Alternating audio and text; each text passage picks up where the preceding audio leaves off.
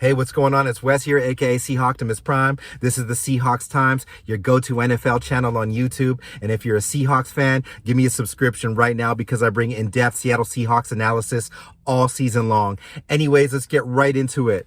Something that's not being talked about enough in camp or enough by the national media, who has us ranked as like team number 30, 32, which is funny to me considering all the talent we have, is the running game of the Seattle Seahawks. There's so much reason why the media can say the running game for Seattle. Listen, we have 4 awesome running backs, 2 elite running backs, and I think that this running back room can be not only the best in the NFL, but perhaps put up the most yardage in the NFL if things play out correctly.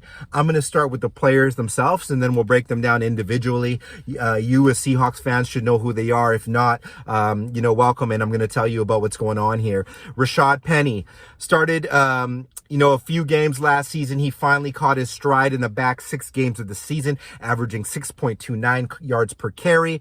That's more than Jonathan Taylor. That's more than Derrick Henry or any other running back in the NFL behind Seattle's terrible O-line. Listen, Rashaad Penny is a sensation, and he was drafted in the first round by the Seahawks, had some really freak injuries. He's not injury prone. Those were freak injuries. He is now healthy and just entering his prime. He is a running back right out of the gate that can devastate a team and control a game because he can smash, he can bruise, but he can break outside and break for long TDs, something Seattle has not had at that speed level ever. Marshawn has broken some TDs, but the speed of Rashaad Penny is crazy. He's not going to smash people as hard as Marshawn, but he will lower his shoulder and knock some people out. He's a big boy, Rashaad Penny. Then behind him, we have Ken Walker III, our 2nd round draft pick. You drafted him too high. Yeah, then Chris Carson retired and Ken Walker III made perfect sense. He made perfect sense to me anyway, even if Carson did decide to keep playing. Kenneth Walker, the dark horse behind this, and something no one's had considered, is Ken Walker's ability to catch.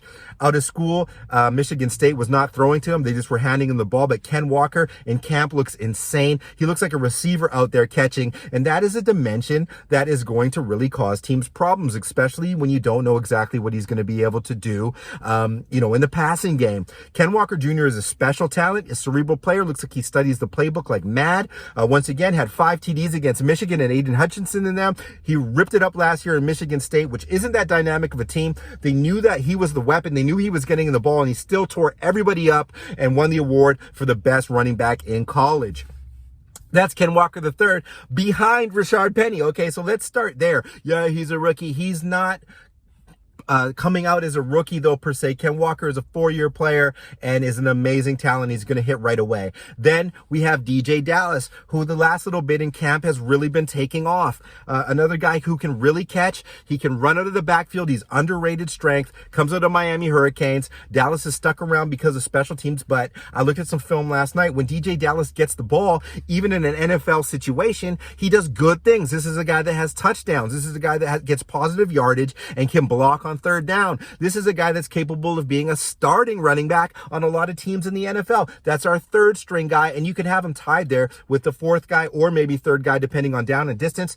That's Travis Homer, a fantastic special teams player, a guy that you can give the ball to. He doesn't like turning over the ball at all. He can run outside. He's not too dynamic or shifty, but he's a very solid running back with amazing pass blocking on 3rd down. Okay, so name me a better running back room in the NFL. You might bring me more star power, but you probably won't bring me more depth. And behind them, we have Darwin Thompson and Josh Johnson, I believe is his name, which are both really, really good players too, who are, even if they make the PS, I don't think those guys want to be on the PS anymore, are also good running backs. But why is this going to work? Why is this going to be so special?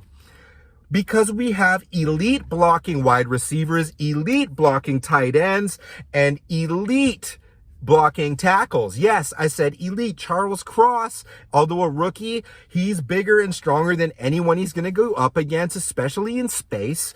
He's going to have other players with him to help him.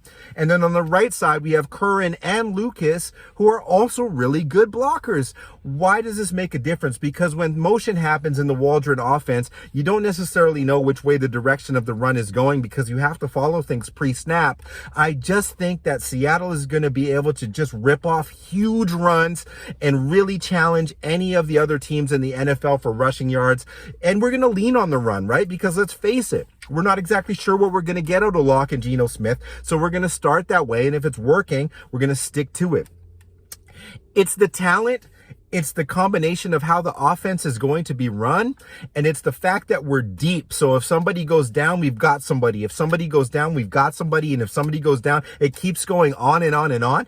We have never had this level of depth and talent combined with that depth. Now, I will not make statistical predictions, but I do believe that Rashaad Penny is the starter coming out of the gate, and I have him for having a really crazy season this year. And then behind him, Ken Walker, also getting lots of snaps.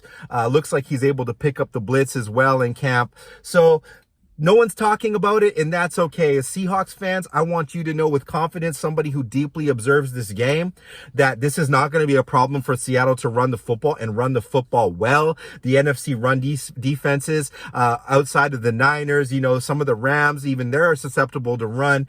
They're not that great at run stop, and we are going to carve people up. Now, if we can combine that with play action passing game to our big boys DK, Noah Fant, and our little speedsters, Tyler Eskridge, etc., and our guy Swain, the Swain campaign, we are going to be a nasty offense.